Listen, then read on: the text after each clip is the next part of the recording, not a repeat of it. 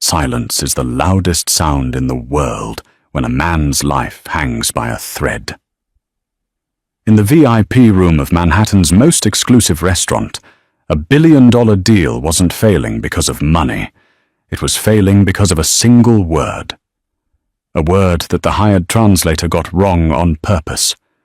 One waitress saw the gun hidden under the napkin. She saw the lie leaving the translator's lips.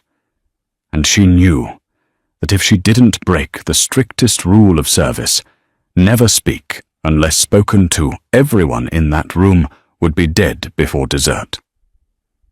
She opened her mouth, and the Japanese Mafia boss looked at her. That was the moment her life ended, and the nightmare began. The air inside the Obsidian, New York's most pretentious steakhouse tasted of truffle oil and old money. For Serafina Sterling, it tasted like exhaustion. At 26, Sarah wore the invisible armor of the service industry, a stiff black waistcoat, a forced smile, and the ability to disappear while standing in plain sight. Table 4 was the problem. It had been the problem all night. Seated at the head of the table was Kieran Stone. To the Wall Street journals, Stone was a venture capitalist with heavy interests in Tokyo real estate. To the shadows of the underworld, he was Kenji Sato, the Oyabun of the Sato Gumi, a man who had exiled himself to America to clean his money. He was striking sharp cheekbones, a suit cut by a tailor on Savile Row, and eyes that looked like poured concrete. Opposite him sat Dominic the Butcher Rossi. Rossi was loud sweating through his Brioni suit and drinking a 1995 Chateau Margaux like it was soda. Between them sat the interpreter, a nervous man named Arthur. Sarah refilled the water glasses, her hand steady. She knew the rules. Be furniture, be invisible. But she couldn't help but listen. Her grandmother had raised her in a tiny apartment in Osaka until she was 12, forcing her to memorize kanji until her fingers bled.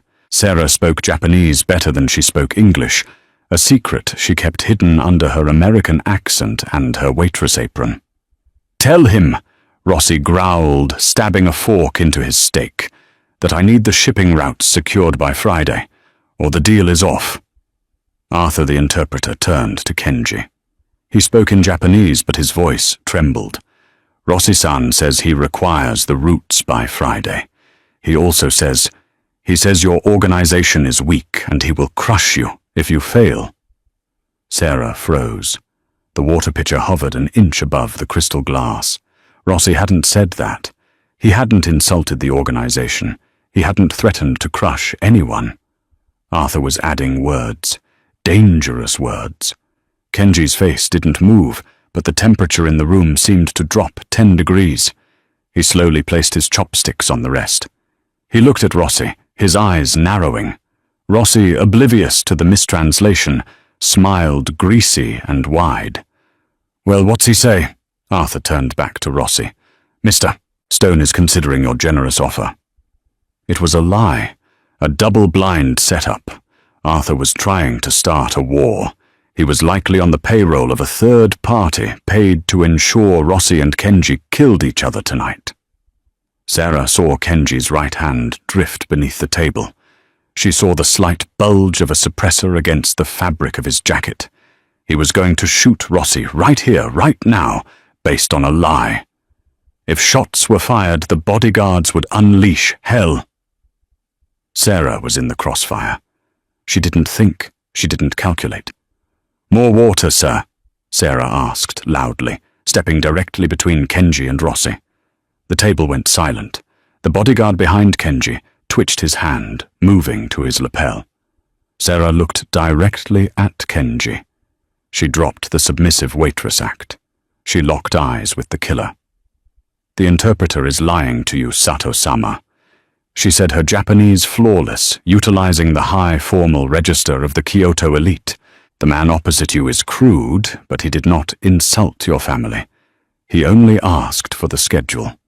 The interpreter is trying to provoke you." The silence that followed was heavy enough to crush bones.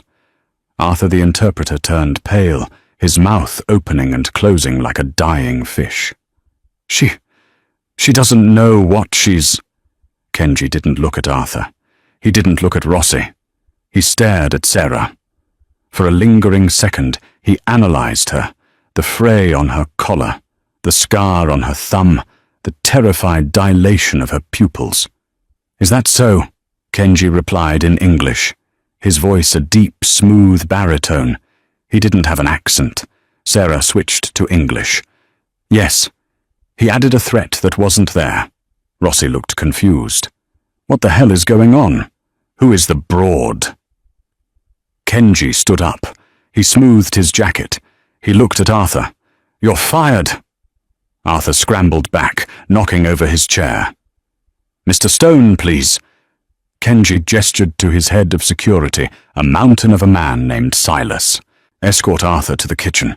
Ensure he receives his severance." Silas grabbed the interpreter by the neck and dragged him away.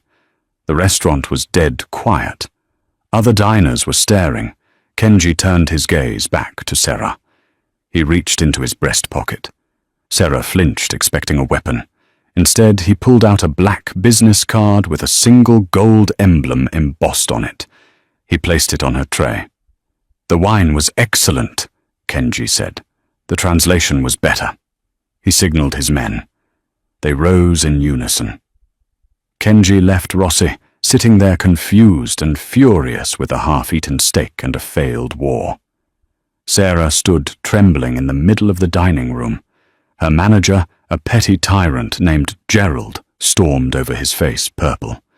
"You're fired, Sterling. Get your things and get out. You embarrassed our best client." Sarah looked at the black card on her tray. She had saved a life, maybe a dozen lives, and lost her livelihood. But as she touched the card, she felt a cold dread in her stomach. Men like Kenji Sato didn't give out cards. They gave out sentences. 3 days later, Sarah was sitting in her studio apartment in Queens, staring at the eviction notice taped to her door. The radiator was clanking a rhythmic, metallic death rattle that matched the pounding in her head. She hadn't called the number on the card. She had burned it. She knew who Kenji Sato was.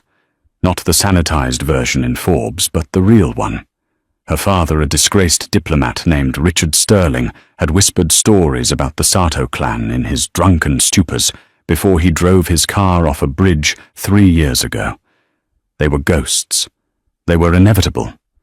She was applying for jobs at diners in Jersey, trying to run when the knock came. It wasn't a polite knock. It was 3 hard raps, authoritative. Final. Sarah looked through the peephole. Nothing but the distorted hallway fisheye view. She kept the chain on and cracked the door. "Amazon delivery," she lied, her voice shaking. A white envelope slid through the crack landing on her toe. "Open it, Miss Sterling," a voice said from the other side. It wasn't Kenji. It was Silas, the bodyguard. Sarah ripped the envelope open. Inside was a cashier's check for $50,000 and a photo. The photo was of her father. But it wasn't an old photo. It was a grainy surveillance shot of Richard Sterling sitting at a cafe in Paris. The date stamp in the corner was from yesterday. Sarah's world tilted on its axis. "He's dead," she whispered. "My father is dead." "Open the door, Serafina," Silas said. She undid the chain. Silas stood there, filling the hallway. He wore a raincoat dripping with water. "Mr. Stone requests your presence for dinner. He says you have a lot to catch up on." "My father died in the Hudson River," Sarah said, holding the photo up. "This is a fake. Mr. Stone does not deal in fakes. Your father is alive. He is currently selling state secrets to the Russians. Secrets that Mr. Stone owns. If you want to know why your father faked his death and left you with his debts, you will come with me." Sarah looked at the check. It was enough to pay her rent for 2 years. It was enough to run. But the photo, If her father was alive, everything she knew was a lie. "I need 5 minutes to change," she said. "You have 2. 20 minutes later, she was in the back of a Maybach, with tinted windows, gliding toward the Upper East Side. The rain lashed against the glass, blurring the city lights into streaks of neon blood. The car didn't stop at a restaurant. It stopped at a private airfield in Teterboro, New Jersey. "Where are we going?" Sarah demanded, gripping the door handle. The partition slid down. Kenji was in the front passenger seat, looking at a tablet. He didn't turn around. "London," he said. "We have a meeting with the Bratva, and since my last interpreter had an unfortunate accident in the kitchen of the Obsidian, there is a job opening." "I didn't agree to this," Sarah snapped. "You can't just kidnap me." Kenji turned then. The interior light caught the sharp angle of his jaw. "Kidnap you accepted the money. You got in the car, and you want to find your father. That makes you an employee. I'm a waitress. You are a liar, Serafina. I looked into your file. You aren't just a waitress. You were a linguistics prodigy at Columbia before you dropped out. You speak 4 languages. You have an eidetic memory. You are exactly what I need." "And what happens if I refuse?" Kenji smiled, but it didn't reach his eyes. "Then I drop you off at the gate. You keep the money. But I burn the file on your father, and you never find him. The choice is yours." Sarah looked out the window at the sleek Gulfstream jet waiting on the tarmac. Her father had left her with nothing but debt and questions. This dangerous, beautiful man was offering answers. "I have conditions," she said. "I'm listening." "I don't carry a gun, I don't kill anyone, and I get to ask my father one question before you do whatever you're going to do to him." Kenji turned back to the front. "Agreed. Wheels up in 10 minutes." Sarah realized then that she hadn't just accepted a job. She had just stepped onto the game board, and she had no idea she was the pawn. The flight to London was a blur of luxury and tension. Sarah didn't sleep. She spent the 7 hours studying the dossier Kenji had thrown onto her lap. The target was Viktor Volkov, a Russian arms dealer operating out of a penthouse in Knightsbridge. The meeting was supposed to be a peace treaty. The Satogumi wanted access to Volkov's shipping lanes in the North Sea. Volkov wanted Kenji's political connections in Tokyo. "Volkov speaks English," Sarah said, closing the file as the plane began its descent over the grey sprawl of London. "Why do you need me?" Kenji was sipping espresso, looking immaculate, despite the long flight. "Volkov speaks English when he wants to be understood. He speaks Russian to his lieutenants when he is planning to kill you. I need to know what he is saying to the men standing behind me. So I'm a spy. You are an insurance policy." They landed and were whisked to the Dorchester. Sarah was given a suite that cost more per night than she made in a year. On the bed was a dress, a deep emerald silk gown, backless, sophisticated, and severely restricted. Beside it lay a pair of heels and a small earpiece. "Put the earpiece in," Silas told her at the door. "It connects directly to Kenji. If you hear the code word midnight, you drop to the floor. Do not ask why. Just drop." Sarah's hands shook as she zipped the dress. She looked in the mirror. The waitress from Queens was gone. In her place was a woman who looked like she belonged in this world of sharks. The meeting took place in Volkov's private dining room. The walls were lined with original Francis Bacon paintings, grotesque screaming faces that matched the knot in Sarah's stomach.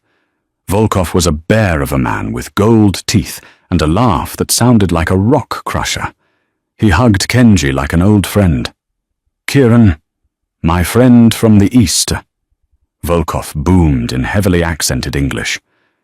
"Victor," Kenji nodded. "This is my associate, Miss Sterling." Volkov's eyes raked over Sarah. "Pretty. Does she speak?" "Only when necessary," Kenji said. They sat. The table was laden with caviar and vodka. As the negotiations began, Sarah sat silently, eating nothing.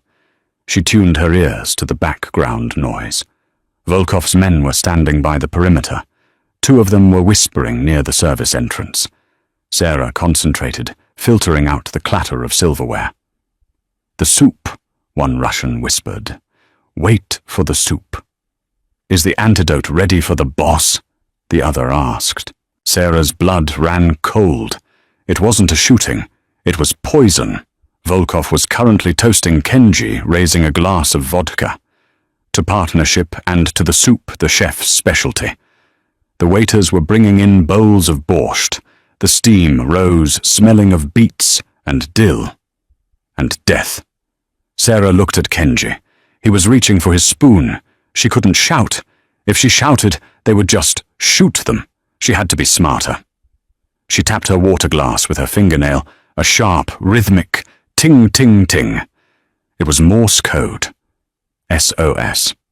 Kenji paused. He looked at her. He knew the code. Sarah locked eyes with him and glanced at the soup, then at Volkov's untouched bowl. Kenji smiled at Volkov. "Victor, in my culture, it is customary for the host to take the first sip of the soup to honor the guest." Volkov's smile froze. "Is that so? Here we eat together."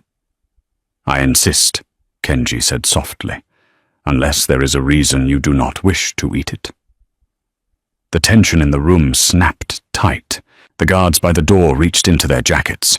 Volkov stared at the soup. He knew he was caught. He laughed, a low, dark sound. "You are sharper than you look, Stone." Volkov flipped the bowl. The red soup splattered across the white table like a crime scene. "Kill them," Volkov said in Russian. "Midnight," Kenji whispered. Sarah dropped. The room exploded. Kenji flipped the heavy oak table onto its side, creating a barricade, just as the machine gun fire tore through the air. He grabbed Sarah by the arm and hauled her behind the cover of the wood. Splinters rained down on them. "You knew!" Sarah screamed over the gunfire. "You knew they were going to try it." Kenji pulled a handgun from a holster at the small of his back. "I suspected. You confirmed it. Good work, Sterling. We're going to die here. Not today." Kenji looked at the ventilation grate near the floor. He shot the hinges off. "Go. Crawl. I am wearing a $3,000 dress. Crawl or bleed, Serafina." She crawled. She squeezed into the dusty, narrow metal duct, the silk of her dress tearing on the screws. Kenji followed, firing 2 shots behind him to suppress the Russians. They scrambled through the dark tunnels of the hotel's infrastructure. It was hot, claustrophobic, and smelled of grease. When they finally kicked out a grate into the laundry room in the basement, they tumbled onto a pile of hotel towels, gasping for air. Sarah was covered in dust, her hair a mess, her dress ruined. She looked at Kenji. He had a smudge of dirt on his cheek, the only imperfection on him. Adrenaline was pumping through her veins like fire. She should be crying. She should be hysterical. Instead, she started laughing. It was a manic, terrified laugh. "The soup!" she wheezed. "It was the damn soup!" Kenji looked at her, and for the first time the mask slipped. A genuine amusement softened his eyes. He reached out and wiped a smudge of soot from her forehead. His thumb lingered on her skin for a fraction of a second too long. "You have good ears, Serafina," he said softly. "But now we have a problem." "What problem?" "Volkov wasn't acting alone. He took a call right before we entered. I read his lips." Sarah froze. Who was he talking to? He was talking to someone in New York. Someone who knew we were coming. Someone who gave him the order to kill us both. Kenji stood up and offered her a hand. "There is a traitor in my organization, Serafina, and until I find him, we are both ghosts. We can't go back to the hotel. We can't go to the airport. So where do we go?" Kenji checked the magazine of his gun. "We go to the one place nobody will look for a Japanese mob boss and his interpreter." "Which is?" "The underground," Kenji said. "Welcome to the real London, Miss Sterling." The laundry room of the Dorchester was a humid trap, but the streets of London were a cold labyrinth. Kenji and Sarah emerged from the service exit into a back alley that smelled of wet brick and refuse. The rain had turned into a deluge, washing away the dust of the ventilation shaft, but soaking them to the bone. "We need a car," Kenji said, his voice tight. He was favoring his left side. Sarah looked at him, squinting through the rain. "You're hurt." "A graze, from the wood splinters. It's fine." It wasn't fine. A dark stain was blossoming on the side of his white dress shirt, just above the hip. But Kenji Sato moved with a frightening determination. He didn't hotwire a car, that was for movies. Instead, he walked up to a black cab idling, while the driver took a smoke break, flashed a roll of cash, thick enough to choke a horse, and bought the vehicle on the spot. The driver, a bewildered man named Nigel, was left standing in the rain holding £5,000, while Kenji sped off, shifting gears with his uninjured hand. "You drive like a maniac." Sarah gripped the dashboard as they swerved around a double-decker bus. "I drive with purpose," Kenji corrected. "Check the glove box. There should be a first aid kit, or at least vodka." They drove east, away from the polished facades of Maybach, and into the graffiti-laden grit of Shoreditch. The city changed. The lights became harsher, the shadows deeper. They ditched the cab 3 blocks from their destination and walked the rest of the way. Kenji led her to an unassuming, heavy steel door sandwiched between a curry house and a derelict warehouse. He punched a code into a keypad hidden behind a loose brick. The door hissed open. The safe house was a converted loft. It was stark cold and filled with dust sheets, but it had electricity and running water. "Lock the door," Kenji commanded, as he collapsed onto a leather sofa, his face draining of color. Sarah secured the deadbolts, 3 of them. When she turned back, Kenji had removed his jacket and unbuttoned his shirt. The wound was ugly, a jagged tear where a bullet had grazed his oblique muscle. It wasn't deep enough to kill, but it was bleeding sluggishly.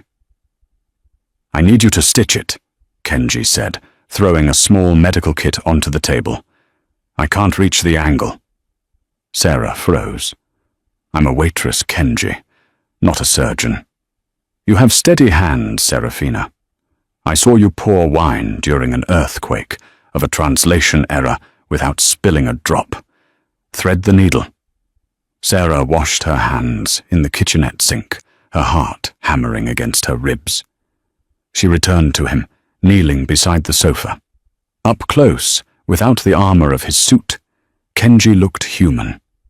Dangerous, yes, but mortal. His skin was tattooed, traditional Irizumi ink. A dragon coiled over his shoulder, its claws stopping just inches from the wound. She sterilized the needle with rubbing alcohol. "This is going to hurt." "Do it." She worked in silence. Every time the needle pierced his skin, his muscles bunched rock hard, but he didn't make a sound. He just watched her. His gaze was intense, unblinking, studying her face, as if she were a puzzle he was trying to solve. "Why did you lie?"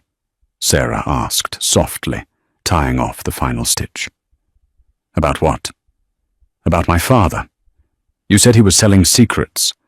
But back at the hotel, Volkov implied the traitor was someone close. Someone who knew we were coming." Kenji sat up, wincing slightly. He poured 2 glasses of amber liquid from a dusty bottle on the shelf. "Your father is selling secrets, Serafina. But he isn't the traitor inside my organization. He is the product." Sarah took the glass he offered. The whiskey burned, grounding her. "I don't understand."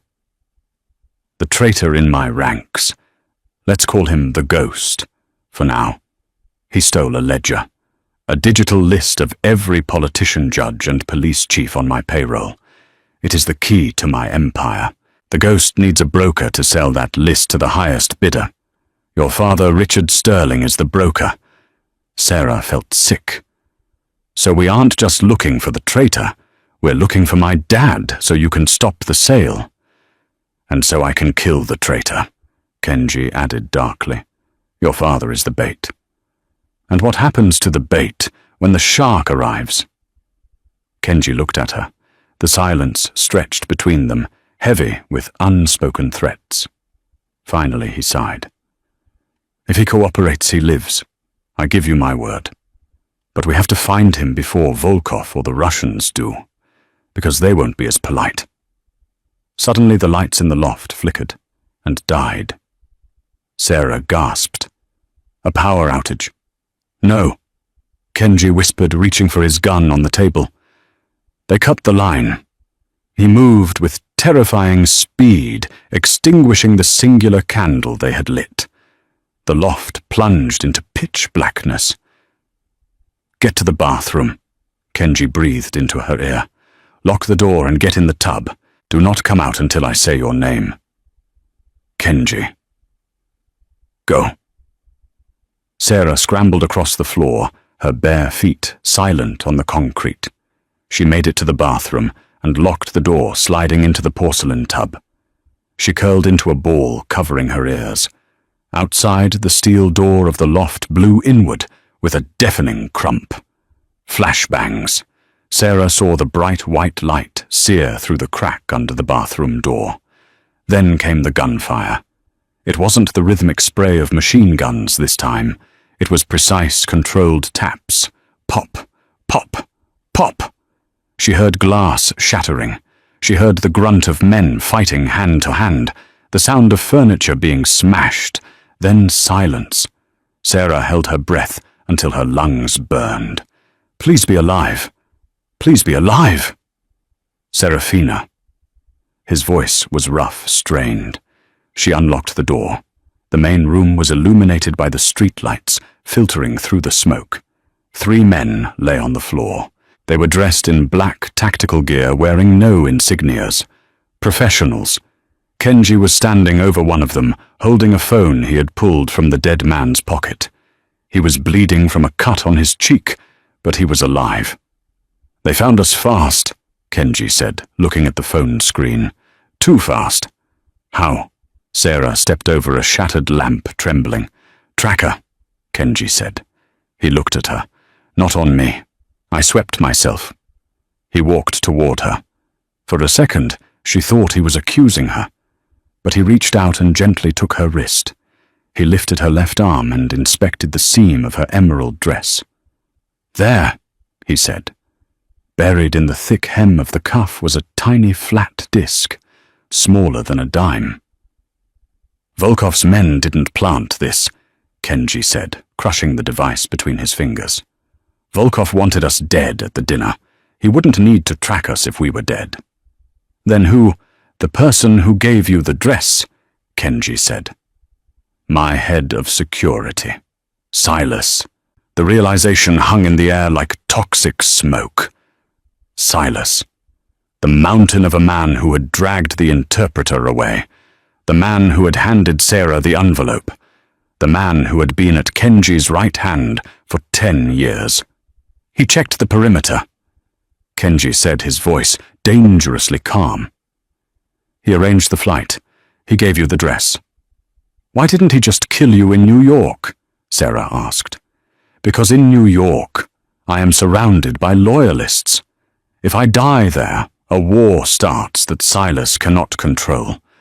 But if I die in London, killed by Russian rivals during a peace summit, Silas returns home as the grieving avenger. He takes the throne, blames Volkov, and no one questions him. Kenji walked to the window, looking out at the rain-slicked streets. He thinks I'm dead. The hit squad hasn't reported back yet. We have a window of time. To run. To attack. Kenji turned to her. The phone I took from the assassin. It has one outgoing message sent 10 minutes ago. Target acquired. Asset is with him. I'm the asset, Sarah realized. Yes. Which means Silas needs you alive. Probably to unlock something of your father's. Richard Sterling likely encrypted the stolen list with a key only his daughter would know. A date, a name, a phrase. My father loves puzzles, Sarah whispered. He used to send me letters in cipher when I was in boarding school. Kenji handed her the assassin's phone. We are going to call Silas, and we are going to tell him he missed. That sounds suicidal. It's psychological warfare. If he knows I'm coming, he will panic. He will try to liquidate the merchandise immediately. He will call your father. And we trace the call, Sarah finished. They left the loft, stepping over the bodies of the hit squad. Kenji took a tablet from one of the dead men's packs. They found an all-night internet cafe in a basement in Hackney. It was filled with gamers and insomniacs who didn't look up as a battered man in a torn suit and a woman in a ruined evening gown walked in.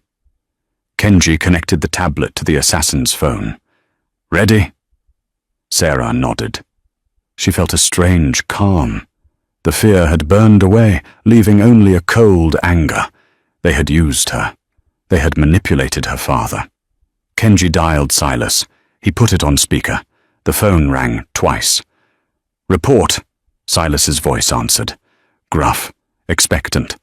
Kenji didn't speak. He just let the silence stretch. Report, Silas barked. Is it done? Kenji leaned into the microphone. The aim was poor, Silas. You should have hired better help.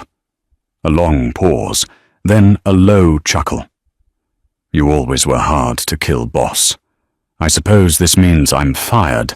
It means you are a dead man walking. Kenji said, I'm coming for you. Come then. But you better hurry.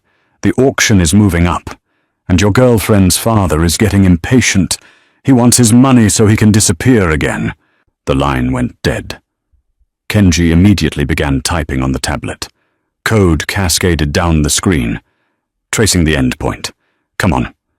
Did you get it? He used a scrambler, but he stayed on the line too long to gloat. Got him. Kenji pointed to a map coordinate blinking on the screen. He's not in London. He's at a country estate in Surrey. Blackwood Manor. Sarah looked at the screen. That's not just a manor. That's the residence of Lord Sterling. Kenji looked at her. Relation. My uncle, Sarah, said, her eyes widening. My father's brother. He's a lord. I thought he was a banker. He is a banker who launders money for the cartels. It seems this is a family reunion. Kenji stood up. We need weapons, and we need a way into a fortress guarded by private military contractors. I know how to get in, Sarah said. I spent my summers there as a child. There's a servant's entrance that leads through the old wine cellar. It bypasses the main gate security. Kenji looked at her with a newfound respect. Lead the way, Serafina. They stole a car this time, a nondescript sedan.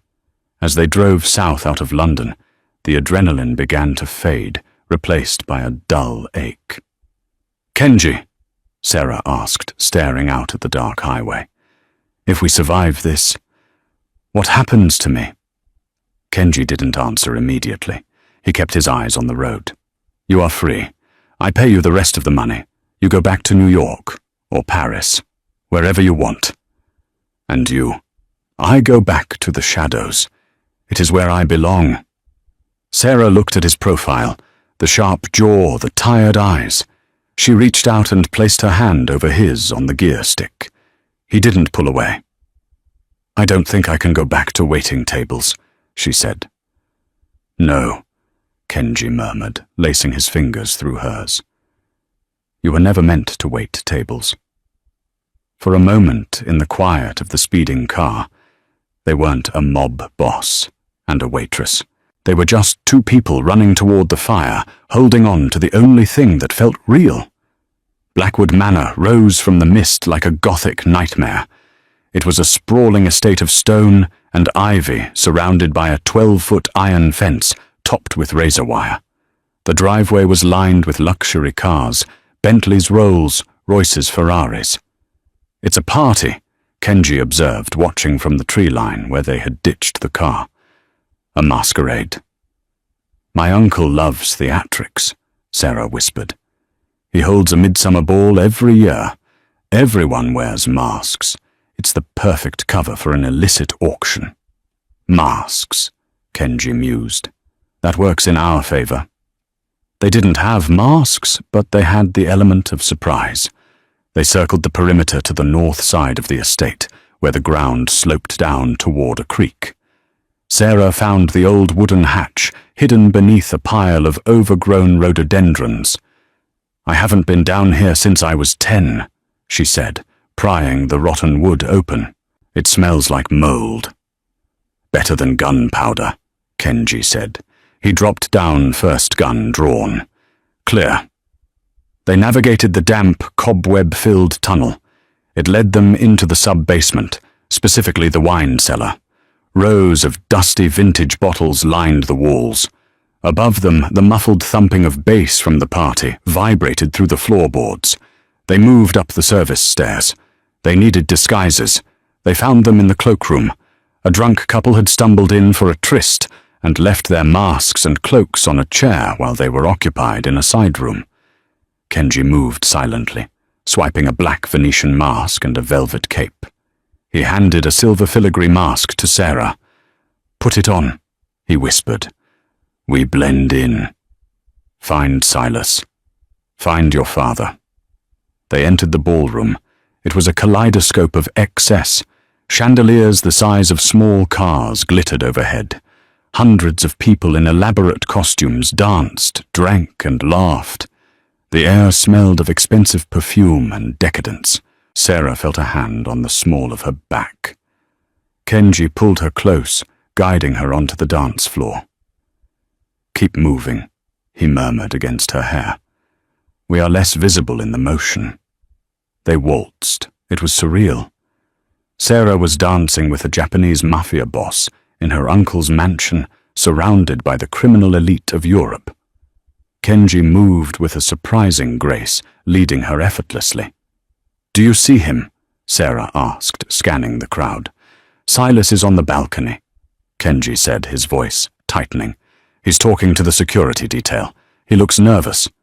And my father? I don't see him. But the auction wouldn't happen out here. It would be in the library. Soundproof. Private." "My uncle's study," Sarah nodded. "Second floor, east wing." "We move on the turn." They spun toward the edge of the dance floor. As the song ended, they slipped into the hallway. The east wing was guarded. Two men in suits stood by the double mahogany doors. "I can take them," Kenji said, reaching for his weapon. "No," Sarah said. "Too loud. Let me." She took a deep breath, adjusted her mask, and walked straight toward the guards. She adopted the haughty, slightly slurred speech of a drunk debutante. "Excuse me," she announced loudly, stumbling slightly. "My uncle, Lord Sterling. He promised me the key to the wine cooler. This party is dry as a bone." The guards looked at each other. "Miss, this area is restricted." "Restricted?" Sarah scoffed, switching to French, then Italian, confusing them. "Do you know who I am? I am the guest of honor." She lunged forward as if to hug the guard. As he moved to catch her, she jammed the heel of her stiletto down onto his instep with all her weight. He yelped, bending over. In that split second, Kenji emerged from the shadows. Two swift strikes, chops to the carotid arteries, and both guards crumpled silently to the floor. "Remind me never to make you angry," Kenji whispered, dragging the bodies into a nearby closet. They opened the library doors. The room was dimly lit. A fire crackled in the hearth. Seated in a high-backed leather chair was a man holding a crystal tumbler of scotch. Standing behind him was Silas, his gun drawn and pointed at the door. "You're late," the man in the chair said. He turned around. Sarah stopped breathing. It was him. Older, grayer, his face lined with guilt and greed. but it was Richard Sterling, her father. "Hello, Serafina," Richard said. He didn't look happy to see her. He looked resigned. "Dad," Sarah's voice broke. You did this. All of this." "I had no choice, sweetheart," Richard said, standing up. He looked small next to Silas. "The debts. They were going to kill me. Silas offered me a way out. One job. Decrypt the Sato list, sell it to the Russians, and we both walk away with $10 million. Enough for you and me to disappear to an island. You sold me out," Kenji said, stepping forward, his mask off. His eyes were cold fire. "You sold my family out. Your family are murderers." "Stone." Richard snapped a flash of his old arrogance returning. "Don't preach honor to me. You're a thug in a suit." "And you are a traitor," Kenji said. "Silas, you betray your oath for this man." Silas smirked. "I didn't do it for him, boss. I did it for the money. The Yakuza life. Honor fingers loyalty. It's outdated. Cash is king." Silas cocked the hammer of his gun. "Drop the weapon, Kenji, or the girl dies first." Kenji hesitated. He looked at Sarah. "Don't do it," Sarah cried. Kenji slowly placed his gun on the floor and kicked it away. "Good," Silas said. "Now, Richard, finish the transfer. The buyer is waiting for the confirmation." Richard turned back to the laptop on the desk. "It's almost done. 99%.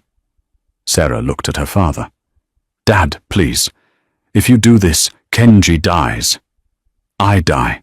You know Silas won't leave witnesses." Richard's hands hovered over the keyboard. He looked at Silas, then at his daughter.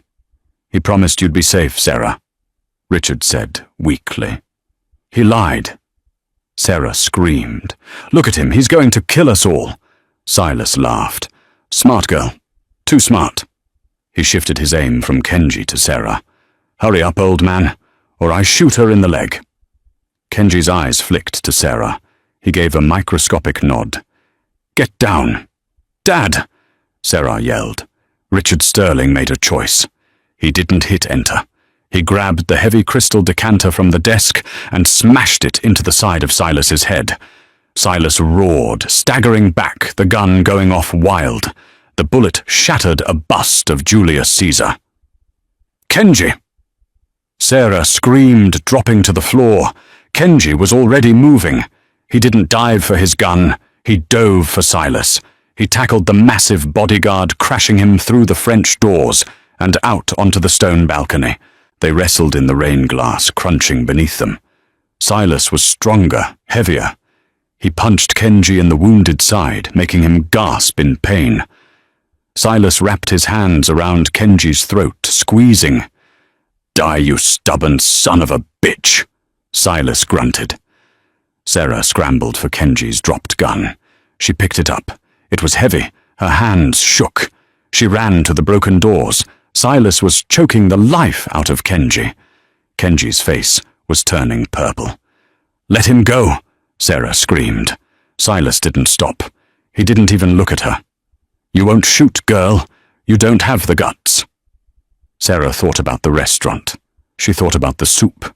She thought about the way Kenji had held her hand in the car. She didn't aim for the head. She aimed for the shoulder. Bang! The recoil nearly dislocated her wrist. The bullet missed the shoulder. It hit Silas in the neck. Silas froze. His grip on Kenji loosened. He reached up, touching the wound, looking at the blood on his fingers in disbelief. He tried to speak, but only a gurgle came out. He slumped sideways, toppling over the balcony railing, falling into the dark hedges below. Silence returned to the room, broken only by the wind and the distant music of the party. Kenji coughed, gasping for air, clutching his throat. He looked up at Sarah. She was standing there, the smoking gun hanging from her hand, tears streaming down her face. Richard Sterling stood by the desk, pale as a ghost. "Sarah!" Richard started. "Don't," Sarah whispered. She turned the gun toward her father. "Sarah, I saved you," Richard pleaded. "I hit him." "You sold us," she said. "You sold me." Kenji stood up, using the doorframe for support. He walked over to Sarah and gently took the gun from her hand. "It's over," Kenji said softly. "The police are coming," Richard said, looking out the window. "Someone heard the shot. We have to go." "We?" Kenji asked. He looked at Richard. "There is no we, Richard. You are going to stay here and explain to the police why there is a dead mercenary in your garden. They'll arrest me." "Better prison than what I would do to you," Kenji said coldly. He grabbed the laptop from the desk. "I'm taking this." He took Sarah's arm. "Come. We have to leave before the lockdown." Sarah looked at her father one last time. He looked pathetic, small and selfish. "Goodbye, Dad," she said. They ran. They fled through the servants' entrance, back through the wine cellar, back into the night. They reached the car just as the sirens began to wail in the distance. As they sped away, Kenji looked at Sarah. She was staring at her hands.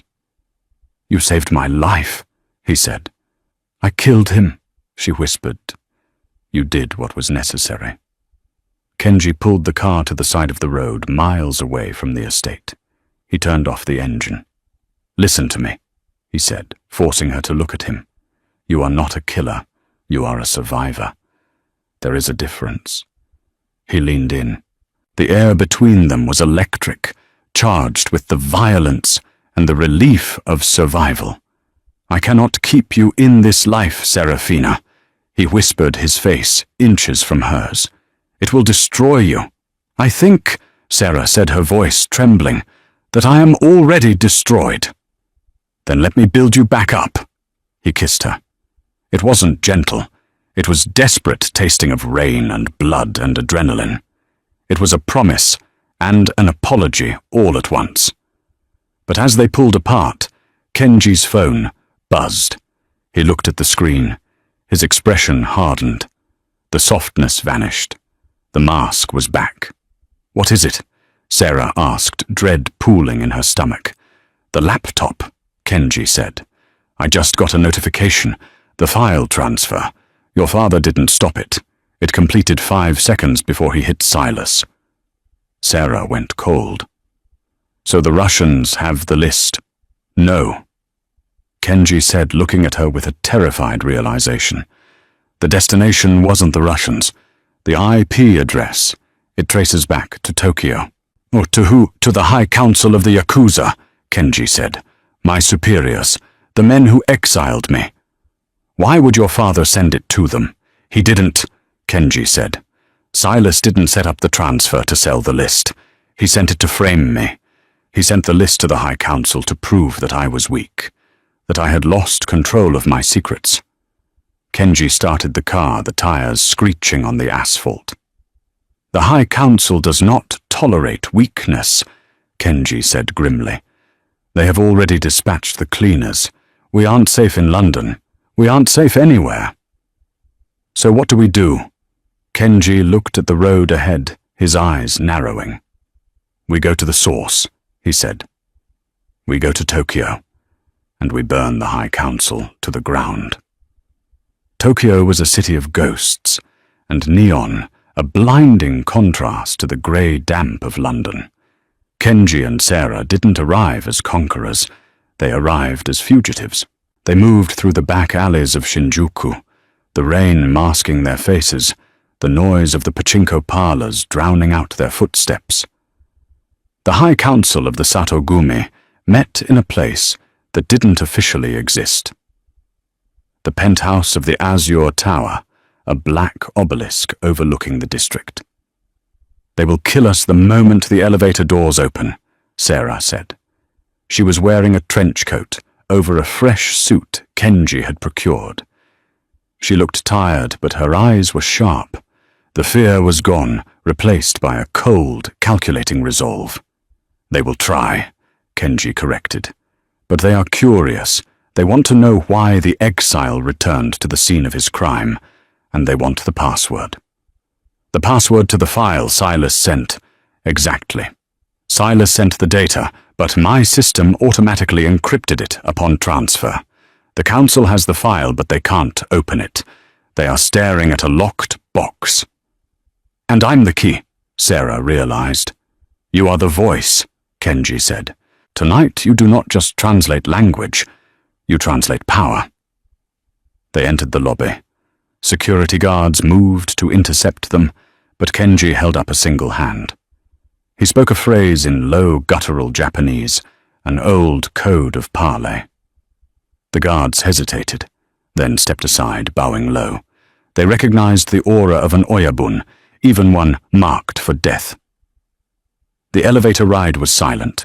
When the door slid open on the 50th floor, the air smelled of incense and steel.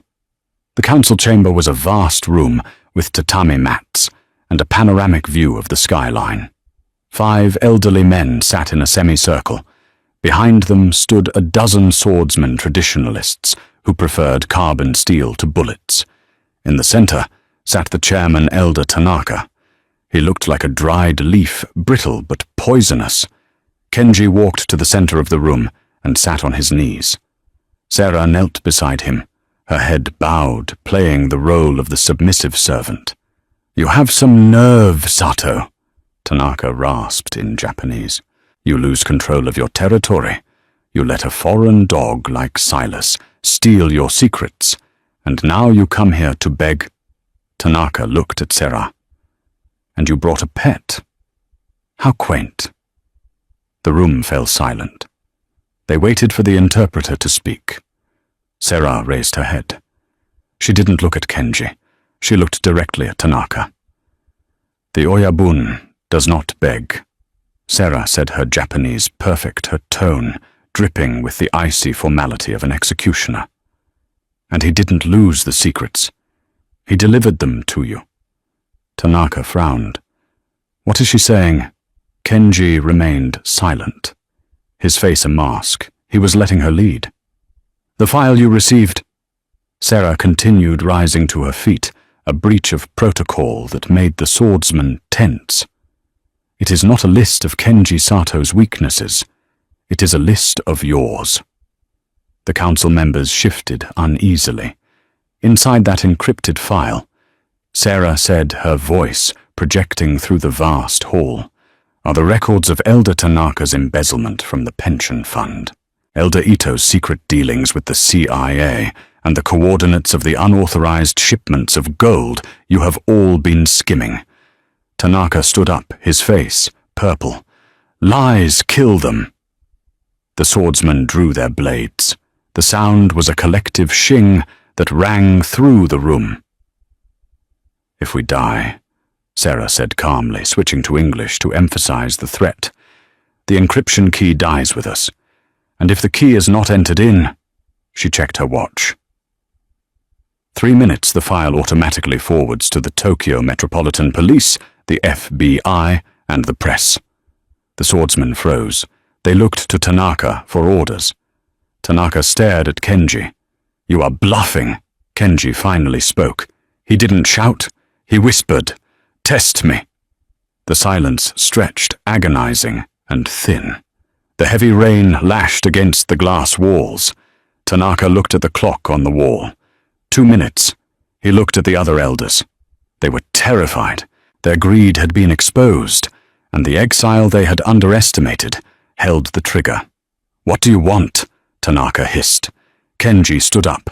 He smoothed his suit. "Retirement," Kenji said. "All of you. Tonight." "You cannot demand 1 minute," Sarah announced. Tanaka trembled. He looked at the swordsman, then back at the man who had outplayed him. The era of the old guard was over. It had ended not with a war, but with a data packet and a translator. "Done," Tanaka whispered, sinking back onto his cushion. "Call it off." Kenji pulled a phone from his pocket. He typed in a code. "The data is secured," Kenji said. "But it remains on a timer. Every 24 hours I must reset it, which means as long as I am the oyabun, you are safe. If I die, you all rot in prison." He turned his back on them. the ultimate sign of disrespect and dominance. "Let's go, Serafina." They walked out of the azure tower untouched. The guards bowed deeper this time. They weren't bowing to a fugitive. They were bowing to the new king. Outside, the rain had stopped, the neon lights of Tokyo reflected in the puddles on the street. Kenji took a deep breath of the city air. He looked at Sarah. "You speak the language of kings very well," he said. "I had a good teacher," Sarah replied. She leaned against the railing looking out at the city. "So this is it. You're the boss of bosses now." "It seems so." "Does the position come with an interpreter?" Kenji stepped closer. He reached out, brushing a strand of wet hair from her face. His touch was no longer tentative. It was possessive, warm, and real. "No," Kenji said softly. "I don't need an interpreter anymore. I need a partner, a queen." Sarah smiled. It wasn't the polite smile of a waitress, hoping for a tip. It was the smile of a woman who had walked through fire and come out holding the flame. "I'm expensive," she warned.